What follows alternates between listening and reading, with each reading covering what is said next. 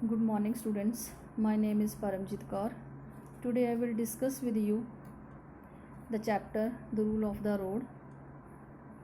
Especially, we will discuss its third part or last part, class 10th subject English. प्यारे विद्यार्थियों, मेरा नाम परमजीत कौर है। ਅੱਜ मैं रूल ऑफ द रोड ਜਿਹੜਾ ਆਪਣਾ ਪਾਠ ਆ ਉਹਦਾ ਤੀਜਾ ਭਾਗ 10ਵੀਂ ਜਮਾਤ ਵਿਸ਼ਾ ਅੰਗਰੇਜ਼ੀ ਜਿਹੜਾ ਹੈਗਾ ਉਹਨੂੰ ਡਿਸਕਸ ਕਰੂੰਗੀ ਤੁਹਾਡੇ ਨਾਲ।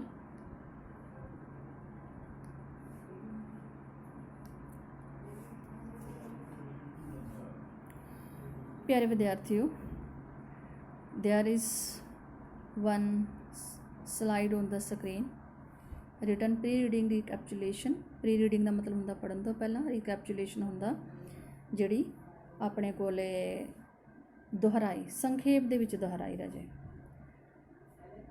Let's proceed। Liberty is not a dash only but a social contract. It is an accommodation of interests in matters which do not touch anybody else's liberty. Of course, I may be as free as I like. If I choose to go down the Strand in a dash with long hair and a bare feet, who shall raise an objection?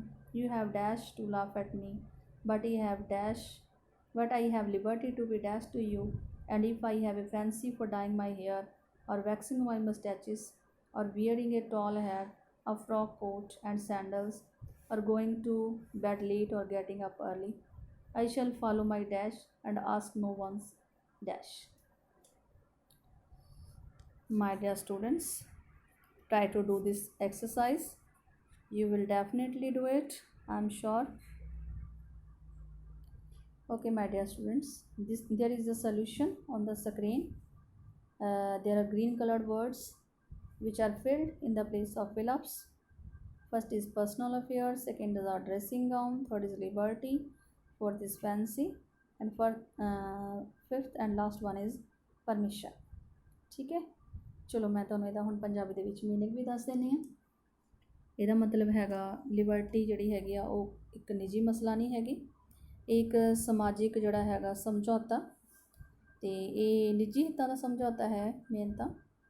ਤੇ ਅਜਿਹੇ ਮਸਲੇ ਜਿੱਥੇ ਜਿਹੜੀ ਸਾਡੀ ਆਜ਼ਾਦੀ ਹੈ ਕਿਸੇ ਹੋਰ ਦੀ ਆਜ਼ਾਦੀ ਤੋਂ ਜਿਹੜੀ ਹੈਗਾ ਖਲਨ ਨਹੀਂ ਪਾਉਂਦੀ, ਇਹਦੇ 'ਚ ਉਹਨੂੰ ਟੱਚ ਨਹੀਂ ਕਰਦੀ, ਛੂਹਦੀ ਨਹੀਂ ਹੈਗੀ, ਤਾਂ ਯਕੀਨਨ ਮੈਂ ਓਨਾ ਹੀ ਆਜ਼ਾਦ ਹਾਂ ਕਰਨ ਦਾ ਜਿਸ ਤਰ੍ਹਾਂ ਵੀ ਮਤਲਬ ਕਿ ਮੈਂ ਪਸੰਦ ਕਰਦਾ, ਲਾਈਕ ਕਰਦਾ।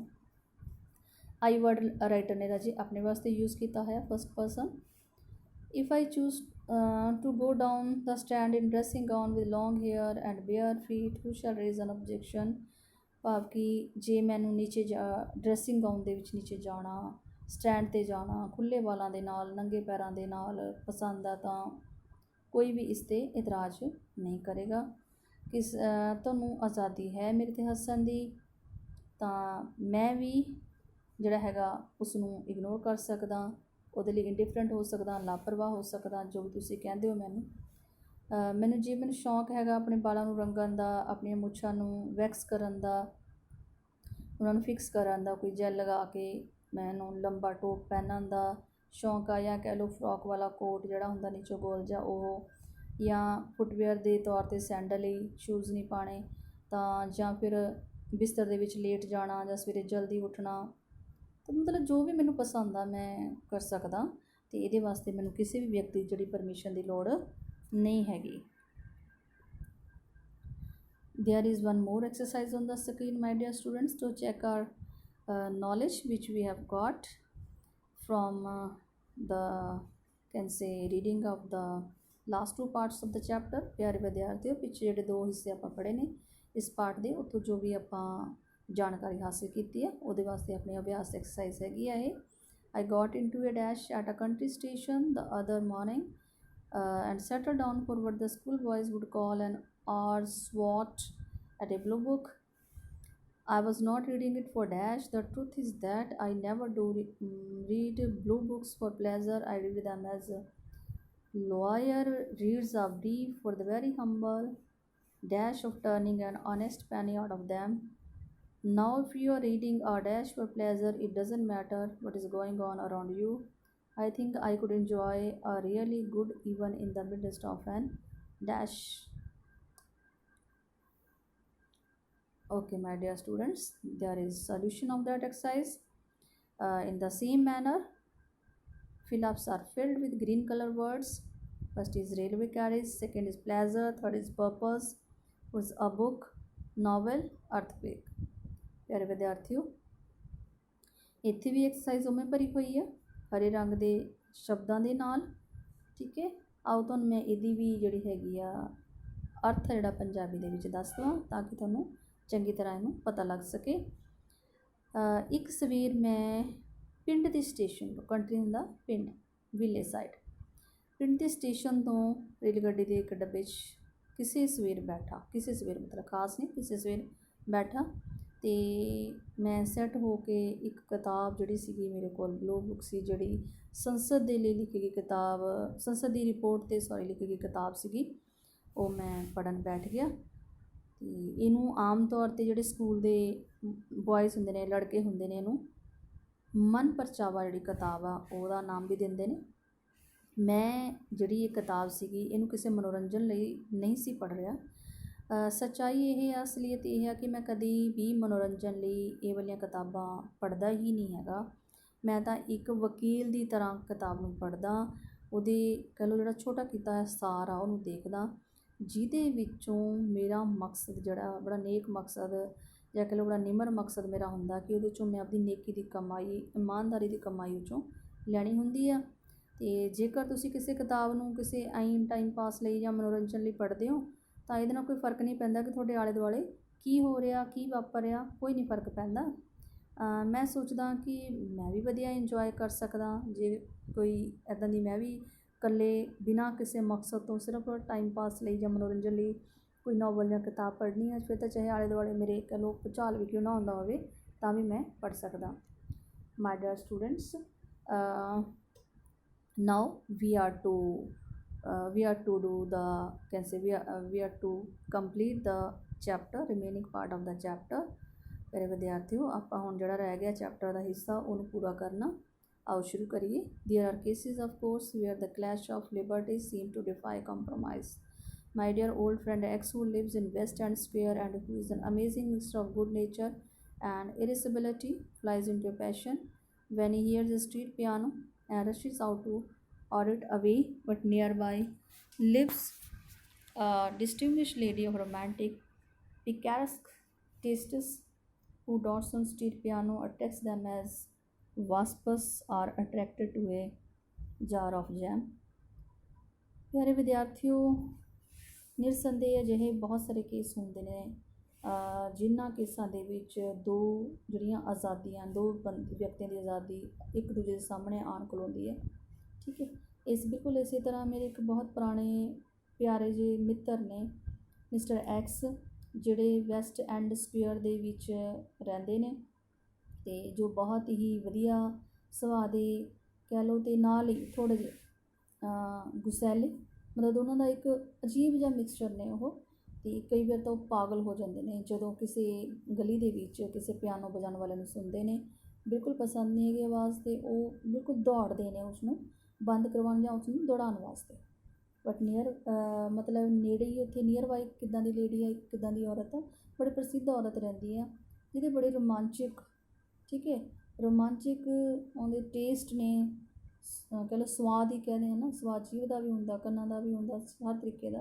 ਅਤੇ ਉਹ ਜੇ ਸਟੇਟ ਪਿਆਨੋ ਸੁਣ ਲੈਂਦੀ ਆ, ਗਲੇ ਦੇ ਵਿੱਚ ਵੱਜਦਾ ਪਿਆਨੋ ਸੁਣ ਲੈਂਦੀ ਆ, ਪਿਆਨੋ ਵਜਾਉਣ ਵਾਲਿਆਂ ਨੂੰ ਸੁਣ ਲੈਂਦੀ ਆ, ਤਾਂ ਉਹ ਇਸ ਤਰ੍ਹਾਂ ਅਟਰੈਕਟ ਕਰ ਲੈਂਦੇ ਜਿਵੇਂ ਕਿ ਚੀਨੀ ਦੇ ਉੱਪਰ, ਚੀਨੀ ਦੇ ਮਰਦਮਾਨ ਦੇ ਉੱਤੇ ਕੀ ਹੁੰਦੇ ਨੇ, ਜਿਹੜੇ ਵਾਸਪਸ ਹੁੰਦੇ ਨੇ, ਭਰਿੰਡਾਂ ਹੁੰਦੀਆਂ ਨੇ, ਇਸ ਤਰ੍ਹਾਂ। whose liberty in this case should surrender to the other। ਹੁਣ ਅਜਿਹੇ ਕੇਸ ਕਿਹਦੀ ਆਜ਼ਾਦੀ ਕਿਹਦੇ ਅੱਗੇ ਝੁਕੇ, ਕੋਈ ਨਹੀਂ ਕਹਿ ਸਕਦਾ। for the like of me I cannot say it is as reasonable to like street piano as to dislike them and vice versa। ਇਹ ਤੁਸੀਂ ਬਿਲਕੁਲ ਉਵੇਂ ਗੱਲ ਕਰ ਲਓ ਵੀ ਉਨਾ ਹੀ ਵਿਵੇਕਪੂਰਨ ਆ। ਜੇ ਕਿਸੇ ਨੂੰ ਪਸੰਦ ਆ ਤਾਂ, ਜੇ ਕਿਸੇ ਨੂੰ ਨਹੀਂ ਪਸੰਦ, ਦੋਨੋਂ ਆਪਣੀ ਆਪਣੀ ਜਗ੍ਹਾ 'ਤੇ ਜਿਹੜੇ ਠੀਕ ਨੇ। ਅਤੇ ਜਿਹੜੇ ਟੇਸਟ ਹੁੰਦੇ ਨੇ ਲਗਭਗ ਇੱਕ ਦੂਜੇ ਦੇ ਵਾਈਸ ਵਰਸਾ ਉਲਟੇ ਹੀ ਹੁੰਦੇ ਨੇ। ਅਤੇ ਜੇ ਮੈਂ ਕਹਾਂ I would give much to hear Sancho ਜਾਂ ਸਾਂਕੋ ਪਾਂਜ਼ਾ ਸੋਲੂਸ਼ਨ ਸੱਚ ਅ ਨਾਈਸ ਰਿਡਲ ਹੁੰਦੀ ਹੈ ਪਹੇਲੀ, ਅਜਿਹੀ ਪਹੇਲੀ ਦਾ ਜੇ ਸੋਲੂਸ਼ਨ ਲੱਭਣਾ ਹੋਏ ਜਾਂ ਲੈਣਾ ਹੋਵੇ ਤਾਂ ਮੈਨੂੰ ਲੱਗਦਾ ਵੀ ਪੱਕਾ ਸਾਨੂੰ ਸੰਕੋ ਪੰਜਾ ਦੇ ਜਿਹੜੇ ਉਹਨੂੰ ਹੀ ਸੁਣਨਾ ਚਾਹੀਦਾ।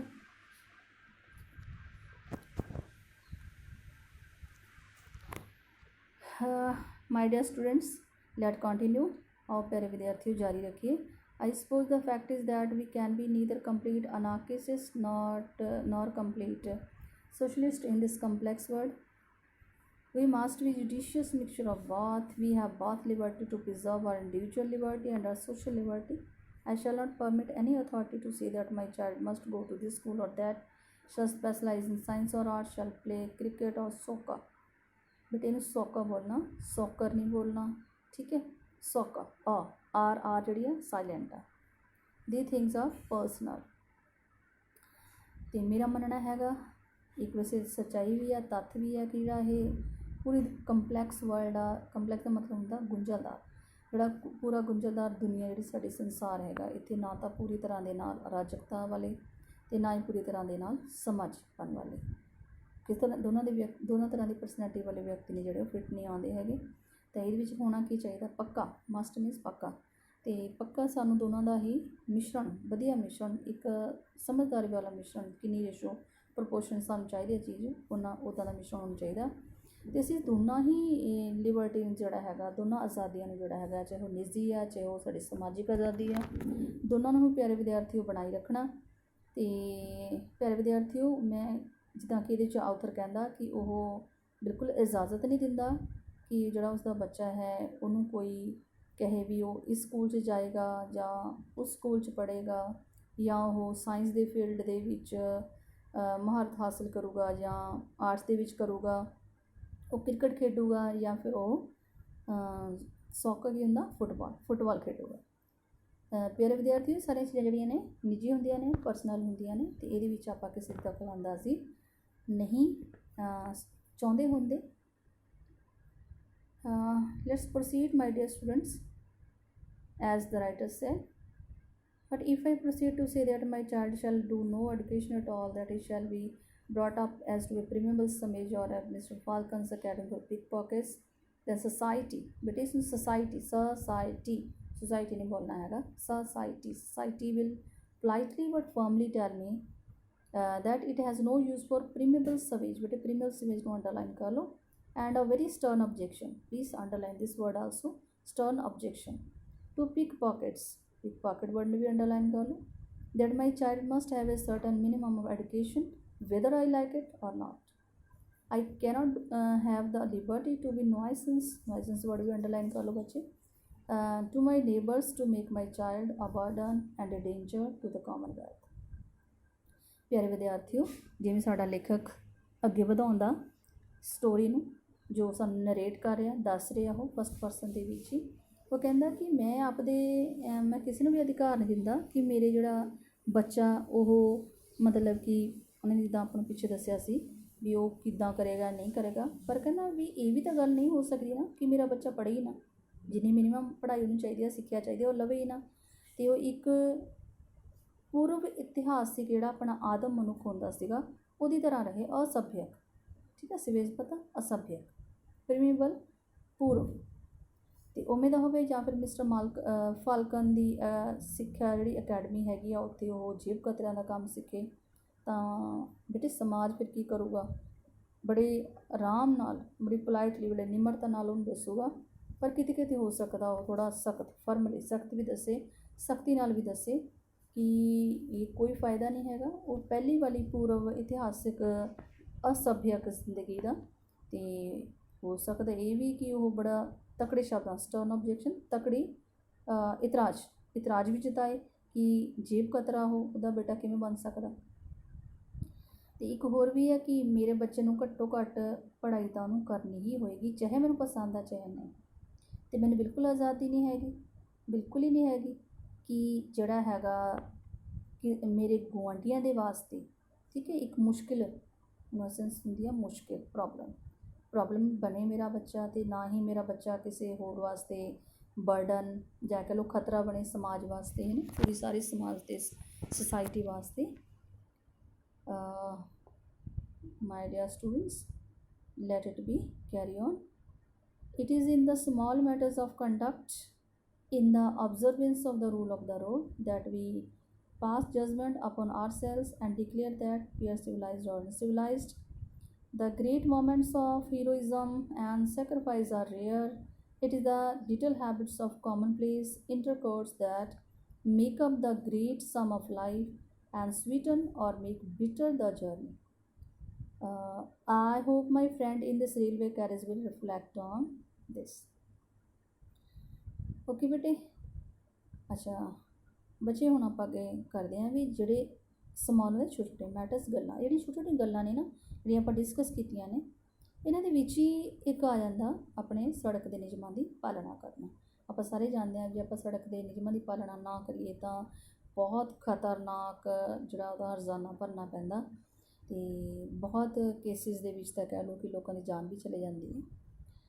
ਅਤੇ ਇਹਦੇ ਵਿੱਚ ਸਾਨੂੰ ਆਪਣੇ ਆਪ ਦੀ ਪਰਖ ਕਰਨ ਦਾ ਵੀ ਜਿਹੜਾ ਹੈਗਾ ਪਰਖ ਵੀ ਇੱਕ ਤਰ੍ਹਾਂ ਨਾਲ ਸਾਡਾ ਪਰਖਕਾਰ ਵੀ ਇਹ ਹੋ ਨਿਬੜਦਾ ਅਤੇ ਸਾਨੂੰ ਦੱਸਦਾ ਵੀ ਹੈ ਕਿ ਅਸੀਂ ਕਿੰਨੇ ਕੁ ਜਿਹੜੇ ਸੱਭਿਅਕ ਹੈਗੇ ਹਾਂ ਜਾਂ ਅਸੱਭਿਅਕ ਹੈਗੇ ਹਾਂ, ਅਸੀਂ ਕਿੰਨੇ ਕੁ ਸੜਕ ਦੇ ਨਿਯਮਾਂ ਨੂੰ ਪਾਲਣ ਕਰਕੇ ਆਪਦੀ ਅਤੇ ਦੂਜਿਆਂ ਦੀ ਰੱਖਿਆ ਕਰਦੇ ਹਾਂ ਨਹੀਂ ਕਰਦੇ। ਅਤੇ ਜਿਹੜੇ ਗ੍ਰੇਟ ਮੂਮੈਂਟਸ ਹੁੰਦੇ ਨੇ ਰਾਜੇ ਮਹਾਨ ਪਲ, ਅਤੇ ਹੀਰੋਇਜ਼ਮ ਹੁੰਦਾ ਬਹਾਦਰੀ ਅਤੇ ਸੈਕਰੀਫਾਈਸ ਹੁੰਦਾ ਬਲੀਦਾਨ। ਇਹ ਜਿਹੜੇ ਪਲ ਹੁੰਦੇ ਨੇ ਬਹਾਦਰੀ ਅਤੇ ਦੇ ਕੁਰਬਾਨੀ ਦੇ ਬਹੁਤ ਘੱਟ ਮਿਲਦੇ ਨੇ। ਅਤੇ ਇਹ ਛੋਟੀ ਛੋਟੀਆਂ ਜਿਹੜੀਆਂ ਗੱਲਾਂ ਹੁੰਦੀਆਂ ਨੇ ਜ਼ਿੰਦਗੀ ਦੇ ਵਿੱਚ ਹੈ ਨਾ, ਛੋਟੀ ਛੋਟੀਆਂ ਸਾਡੀਆਂ ਆਦਤਾਂ ਹੀ ਕਹਿ ਲਓ, ਗੱਲਾਂ ਕਹਿ ਲਓ, ਮੈਟਰਸ ਕਹਿ ਲਓ ਨਾ, ਇਹ ਕੀ ਕਰਦੇ ਨੇ ਸਾਡੀ ਪੂਰੀ ਜ਼ਿੰਦਗੀ ਦੀ ਜਿਹੜੀ ਸਫ਼ਰ ਹੈਗਾ ਉਹਨੂੰ ਕੌੜਾ ਮਿੱਠਾਪਨ ਇਹੀ ਦਿੰਦੇ। ਅਤੇ ਮੈਂ ਉਮੀਦ ਰੱਖਦਾ ਕਿ ਜਿਹੜਾ ਮੇਰਾ ਦੋਸਤ ਰੇਲਵੇ ਕੈਰੀਜ ਦੇ ਉਸ ਡੱਬੇ ਵਿੱਚ ਮੈਨੂੰ ਮਿਲਿਆ ਸੀਗਾ ਉਹ ਪੱਕਾ ਇਹਨਾਂ ਗੱਲਾਂ 'ਤੇ ਵਿਚਾਰ ਜ਼ਰੂਰ ਕਰੇਗਾ। ਓਕੇ ਮਾਈ ਡੀਅਰ ਸਟੂਡੈਂਟਸ, ਆਪਣੀ ਜਿਹੜੀ ਇੱਕ ਰੈਗੂਲਰ ਰੀਡਿੰਗ ਸੀ ਉਹ ਤਾਂ ਫਿਨਿਸ਼ ਹੋ ਗਈ। ਆਓ ਹੁਣ ਆਪਾਂ ਇਹਦੀ ਗਲੋਸਰੀ 'ਤੇ ਥੋੜ੍ਹਾ ਜਿਹਾ ਨਜ਼ਰ ਮਾਰੀਏ। ਫਸਟ ਵਰਡ ਇਜ਼ ਇਰੇਸਿਬਿਲਿਟੀ, ਇਹਦਾ ਮਤਲਬ ਹੁੰਦਾ ਰਿਊਡਨੈਸ, ਠੀਕ ਹੈ। ਚਿੜਚਿੜਾਪਨ, ਗੁਸੈਲਾ ਕਹਿ ਸਕਦੇ ਹਾਂ ਆਪਾਂ। ਟ੍ਰੈਸਪਾਸ ਦਾ ਮਤਲਬ ਹੁੰਦਾ to go in to someone's private land without permission, ਬਿਨਾਂ ਆਗਿਆ ਤੋਂ ਕਿਸੇ ਦੇ ਘਰ ਚਲੇ ਜਾਣਾ, ਕਿਸੇ ਜਗ੍ਹਾ 'ਤੇ ਚਲੇ ਜਾਣਾ, ਕਿਸੇ ਦੇ ਬਾਗ 'ਚ ਚਲੇ ਜਾਣਾ, ਕਿਸੇ ਦੇ ਖੇਤ ਚਲੇ ਜਾਣਾ। ਸਵੇਸ਼ ਹੁੰਦਾ ਅਸੱਭਿਅਕ ਅਤੇ ਅਤਿਆਚਾਰੀ। ਨੋਇਸੈਂਸ ਮੁਸ਼ਕਿਲ ਕ੍ਰੀਏਟ ਕਰਨ ਵਾਲਾ। ਜੁਡੀਸ਼ੀਅਸ ਸਮਝਦਾਰ। Let's make some sentences. ਆਓ ਵਿਦਿਆਰਥੀਓ ਆਪਾਂ ਥੋੜ੍ਹੇ ਸੈਂਟੈਂਸ ਬਣਾ ਲਈਏ। ਪੈਰਲ ਖਤਰਾ, her life is in that hostile house is in great peril. Jolly ਮਜ਼ੇਦਾਰ, funny, happy, cheerful. All of the boys were in a jolly and relaxed mood at the party. Curtail, to reduce, cut short. We want to curtail the total monthly expenditure of our family. Let's make some more sentences. Insolent ਦਾ ਮਤਲਬ ਹੁੰਦਾ ਭੱਦੇ ਅਸੱਭਿਅਕ ਜਾਂ ਭੱਦੇ ਵਿਵਹਾਰ ਕਰਨ ਵਾਲਾ। His son is not only naughty but insolent too. Trespass means to go into someone's private land without permission, ਬਿਨਾਂ ਕਿਸੇ ਦੀ ਆਗਿਆ ਤੋਂ ਕਿਸੇ ਹੋਰ ਦੀ ਉਹਦੇ 'ਤੇ ਖੇਤ ਵਿੱਚ ਜਾਂ ਕਿਸੇ ਜਗ੍ਹਾ 'ਤੇ ਚਲੇ ਜਾਣਾ। ਇਹਦਾ ਸੈਂਟੈਂਸ ਹੈਗਾ it was written on the board trespassing is prohibited, ਮਤਲਬ ਬਿਨਾਂ ਆਗਿਆ ਅੰਦਰ ਆਉਣਾ ਮਨਾ ਹੈ। ਸਵੇਸ਼ ਅਤਿਆਚਾਰੀ। Cruel, very the punishment given to John seemed a little too sweet. Let's make some more sentences. Nuisance मतलब मुश्किल खड़ी करना, प्रॉब्लम क्रिएट करना, something that causes annoyance. I cannot tolerate this nuisance of a dog in the house. Judicious ਹੁੰਦਾ ਸਮਝਦਾਰੀ ਹੈ। Intelligent, wise. His judicious handling of the case saved the situation from getting worse. My dear students, there are some vocabulary exercises on your screen. The one is related with the nearest meaning. ठीक है, let's match the phrases in column A with their meaning in column B. और प्यारे विद्यार्थियों ਆਪਾਂ ਜਿਹੜੀ ਹੈਗੀ ਆ ਸ਼ਬਦਾਵਲੀ ਵਾਲੀ ਜਿਹੜੀ ਅਭਿਆਸ ਐਕਸਰਸਾਈਜ਼ਾਂ ਨੂੰ ਕਰੀਏ। ਇਹ 'ਚ ਆਪ ਨੂੰ 2 ਕਾਲਮ ਦਿੱਤੇ ਗਏ ਨੇ A ਅਤੇ B। ਆਪਾਂ A ਦੇ ਸ਼ਬਦਾਂ ਨੂੰ B ਨਾਲ ਮਿਲਾਉਣਾ ਹੈ। Pointed out, to ignore, of course, to think about, to have fancy of, to come to mind, to be indifferent, to come out quickly, to occur without doubt, to look after, should explain, fly into a passion, to have a liking for, to rush out, to go mad, to reflect on, to take care. Try to do, my dear students, and I'm sure you will do it.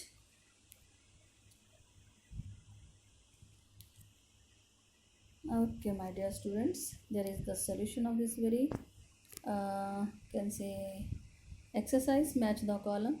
Raji, this is the proper way to match the column. Sometimes we make cross lines. That is not means that is not a correct way.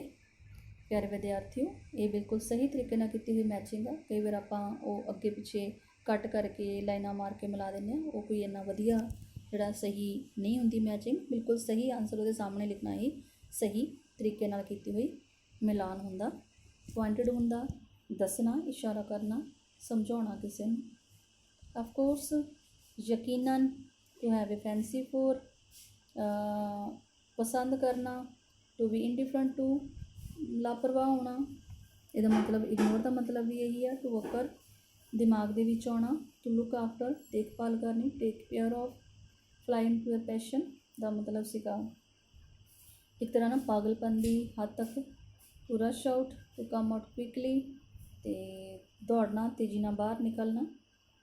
To reflect on, to think about, ਸੋਚਣਾ ਕਿਸ ਚੀਜ਼ ਬਾਰੇ। ਹਾਂਜੀ ਪਿਆਰੇ ਵਿਦਿਆਰਥੀਓ, ਹੁਣ ਦੇਖੋ ਆਪਾਂ ਜਿੰਨਾ ਵੀ ਪਿੱਛੇ ਲੈਸਨ ਪੜ੍ਹ ਕੇ ਆਏ ਹਾਂ ਨਾ, ਜਿੰਨੇ ਵੀ ਆਪਾਂ ਉਹਦੇ ਪਾਰਟ ਕੀਤੇ ਨੇ, ਉਹਦੇ 'ਚੋਂ ਆਪਣੇ ਕੋਲ ਥੋੜ੍ਹੇ ਜਿਹੇ ਸਾਹਮਣੇ ਕੁਐਸਚਨਸ ਹੈਗੇ ਨੇ, ਅਤੇ ਇਹਨਾਂ ਕੁਐਸਚਨਸ ਨੂੰ ਆਪਣੇ ਬਹੁਤ ਧਿਆਨ ਨਾਲ ਦੇਖਣਾ। ਬਿਲਕੁਲ ਟਫ ਨਹੀਂ ਹੈਗੇ। ਮੈਨੂੰ ਪੂਰਾ ਯਕੀਨ ਆ ਕਿ ਜਿੰਨਾ ਆਪਾਂ ਪੜ੍ਹਿਆ ਤੁਸੀਂ ਬੜੇ ਆਰਾਮ ਨਾਲ ਕਰ ਲਓ। ਚਾਹੇ ਇਹਦੀ ਸੋਲਿਊਸ਼ਨ ਦੇਵਾਂ ਮੈਂ, ਚਾਹੇ ਨਾ, ਫਿਰ ਵੀ ਤੁਸੀਂ ਕਰ ਲਓਗੇ। ਠੀਕ ਹੈ, ਚਲੋ ਮੈਂ ਤੁਹਾਨੂੰ ਇਹਦਾ ਦੱਸ ਦਿੰਦੀ ਹਾਂ ਕਿ ਇਹਨੂੰ ਆਪਾਂ ਨੇ ਜਿਹੜਾ ਹੈਗਾ ਪੰਜਾਬੀ 'ਚ ਆਪਾਂ ਇਹਨੂੰ ਕੀ ਕਹਿੰਦੇ ਆ। ਇਹਦੀ ਪੰਜਾਬੀ ਦੱਸ ਦਿੰਦੀ ਹਾਂ ਕੁਐਸਚਨਸ ਦੀ। ਇਹਦਾ ਪਹਿਲੇ ਕੁਐਸਚਨ ਦਾ ਭਾਵ ਹੈਗਾ ਕਿ what is the basis of social contract, ਕਿ ਜਿਹੜਾ ਸਾਡਾ ਇਹ ਸਮਾਜਿਕ ਸਮਝੌਤਾ ਹੈਗਾ ਆਜ਼ਾਦੀ ਵਾਲਾ, ਇਹਦੇ 'ਤੇ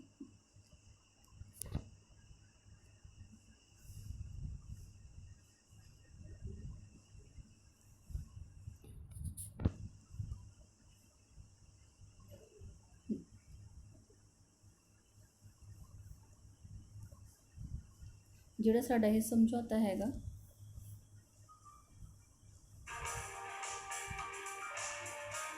ਇਹਦਾ ਆਧਾਰ ਕੀ ਹੈ।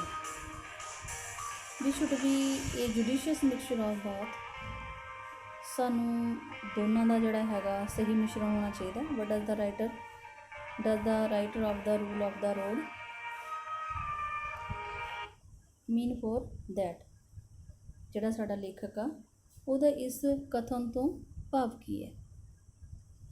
ਕਿਹੜੇ ਕਥਨ ਤੋਂ, ਕੀ ਮਤਲਬ ਕਿ ਸਾਨੂੰ ਦੋਨਾਂ ਦਾ ਮਿਕਸਚਰ ਹੋਣਾ ਚਾਹੀਦਾ। ਰੂਲ ਆਫ ਦਾ ਰੋਡ ਦੇ ਜਿਹੜਾ ਰਾਈਟਰ ਆ ਦੇ ਇਸ ਸਟੇਟਮੈਂਟ ਦਾ ਕੀ ਭਾਵ ਆ।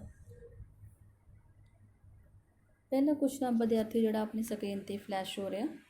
ਠੀਕ ਹੈ, ਪਹਿਲਾ question, what is the basis of social contract. ਇਹਦਾ ਆਨਸਰ ਹੈਗਾ a reasonable consideration for the rights of others is the basis of social contract. ਵੀ ਜਿਹੜੀ ਸਾਡੇ ਦੂਜਿਆਂ ਦੇ ਅਧਿਕਾਰਾਂ ਪ੍ਰਤੀ ਕੰਸੀਡਰੇਸ਼ਨ ਹੁੰਦੇ ਆ, ਵਿਚਾਰ ਕਰਨਾ, ਵਿਵੇਕਪੂਰਨ ਵਿਚਾਰ ਕਰਨਾ ਦੂਜਿਆਂ ਦੇ ਅਧਿਕਾਰਾਂ ਪ੍ਰਤੀ, ਉਹੀ ਇਹਦਾ ਆਧਾਰ ਆ ਸਮਾਜਿਕ ਦਾ ਸਮਝੌਤੇ ਦਾ।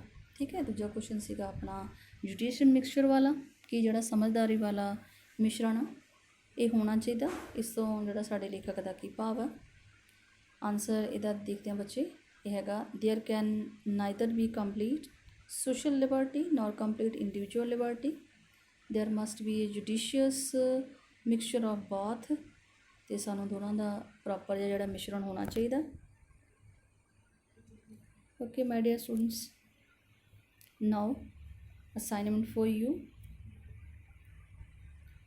ਹੋਮ ਅਸਾਈਨਮੈਂਟ ਆ ਬੇਟੇ ਤੁਹਾਡੇ ਵਾਸਤੇ। ਦੇਖੋ ਜਿੰਨਾ ਵੀ ਆਪਾਂ ਲੈਸਨ ਪੜ੍ਹਿਆ ਨਾ, 3 ਪਾਰਟ ਦੇ ਵਿੱਚ ਕਿੰਨਾ ਲੈਂਥੀ ਲੈਸਨ ਆਪਾਂ ਨੇ ਪੂਰਾ ਐਨ ਬੜਾ ਅੱਛੀ ਤਰ੍ਹਾਂ ਨਾਲ ਤੁਸੀਂ ਇੰਜੋਏ ਵੀ ਕੀਤਾ ਹੋਊਗਾ, ਕੰਪਲੀਟ ਕੀਤਾ।